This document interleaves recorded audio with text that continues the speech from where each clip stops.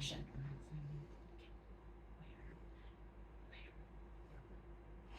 What's the first question?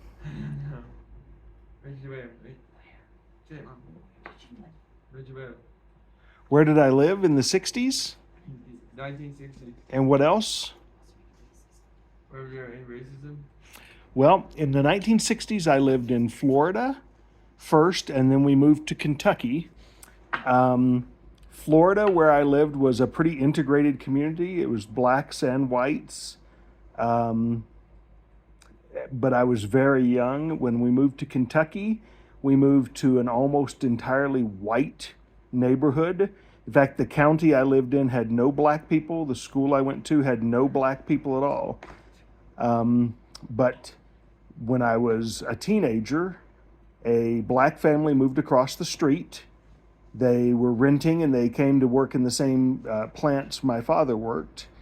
And one night, in the middle of the night, somebody lit the tree in their front yard on fire because they didn't want black people living in the neighborhood. And so I had to go out, and I was the only person awake at the time, so I went out and called the police. And I'm pretty sure it was the neighbor that lived behind me who thought it was all very funny. Next question. So what's the next question?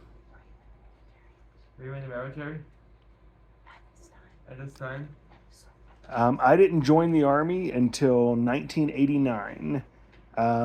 So when I was growing up in the 60s and 70s, I was aware of the military because the Vietnam War was going on, but I did not have any personal experience. My dad, your grandfather, was in the Army for a couple of years in the late 50s, but we didn't really have a tradition in my family about being in the military.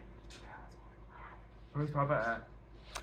Papa was in the Army for 2 years in California, where he was stationed at an Air Force base as one of the Army security detail. Question 3.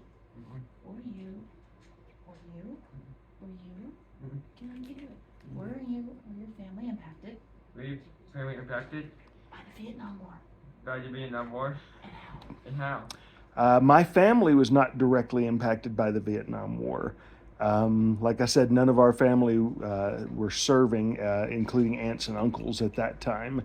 But I worked at a grocery store when I was a teenager. And one of the guys I worked with there, who was the butcher, had been in Vietnam, and it very greatly affected him. He couldn't go to see certain movies. He couldn't go see war movies. He couldn't see horror movies. He wouldn't talk about them. He wouldn't talk about what happened to him in Vietnam. And then when I was older and in the Army, I had friends in the Army who had served in Vietnam. Is Uncle Ron in Vietnam? Uncle Ron, who I met and served with in the Army in the 80s and 90s, he had served as an officer, an artillery officer in Vietnam. And he also did not talk about his time in Vietnam very much. Question 4. Do you remember a historical event? Do you remember an event? Okay. Do you remember an event? You never go back? From 1960. Do I remember a historical event in the 60s to the 80s? Yes, when I was living in Florida, our first grade class went out one morning and watched and I don't think school was in. I think we all just got together in the summer and we watched the Apollo 11 launch because you could see it from my school. I think they just had like an assembly we could all come and watch together. And then when the moon landing occurred, I was a kid still, obviously, and we watched that on a black and white TV in my sister's bedroom in our house in Florida. What happened with the Civil Rights Movement? And Were your family affected? The civil rights movement was not something I was that aware of because I was very young. And my family, we were a white middle-class family, and by the time the late 60s came, we were living in an all-white community in Kentucky. So we didn't see the impact of the civil rights movement directly in my family. Was there a lot of population growth? Let's go. Was there a lot of population Is there about population growth? growth? How did it change this? How did it change things?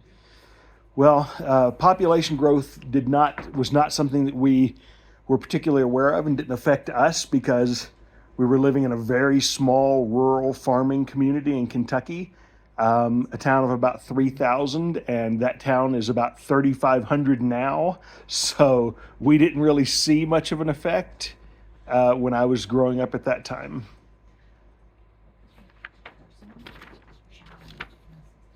How did you change in the 60s and 80s? Well, my personal major challenges in the 60s to the 80s, I was in school. I've graduated high school in 1981 and went to college. I graduated college in 1985, and then I graduated law school in 1988. So my personal challenges were mostly academic, going to school, and then I joined the Army in 1989 as a lawyer for the Army. So mostly for me, it was growing up and going to school.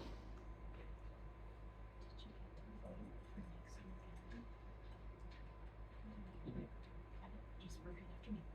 Loud. Did you get to vote Did you get vote? for Kennedy or Nixon? Did you get voted for Nixon or? I was not old enough to vote in the elections in the 60s or the 70s when Kennedy and Nixon's elections were going on. My first time I was legally able to vote in a presidential election would have been the 1984 presidential election, and I'm pretty sure I didn't vote in that election. I was in college and I just really wasn't that interested, even though I was a political science major in college.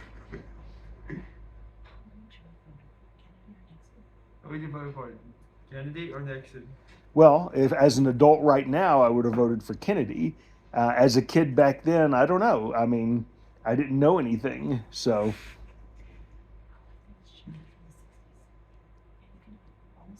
How have things changed from the 60s? How did it change from the 60s? How have things changed since the 60s? Mm-hmm. Well, I didn't have a job. I didn't have anything I had to do. I was a kid. I wasn't even that aware of the music and such of the 60s. Now I look back and I realize that, the culture change, everybody's able to do a lot more stuff now than they used to do. But mostly what's changed for people and for kids the age I was then is they have access to the internet and to electronics, and they basically know a lot more about the whole world than I knew. I only knew about things in my neighborhood, basically.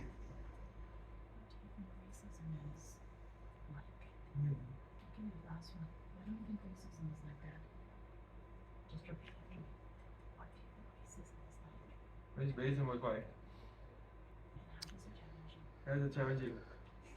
Well, when I went to college, which is when I first really had day-to-day interactions with people who were not white, but I was still in a college in a rural Kentucky college, Murray State University, which was a small university in western Kentucky.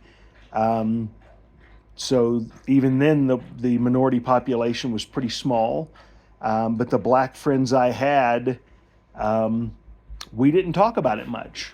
They didn't, I'm sure, feel free to talk to a 18, 19-year-old white kid from an all-white county. So it was not something we discussed, and I didn't personally see it because I was a white kid who had a little bit of money and didn't really have to experience any of that.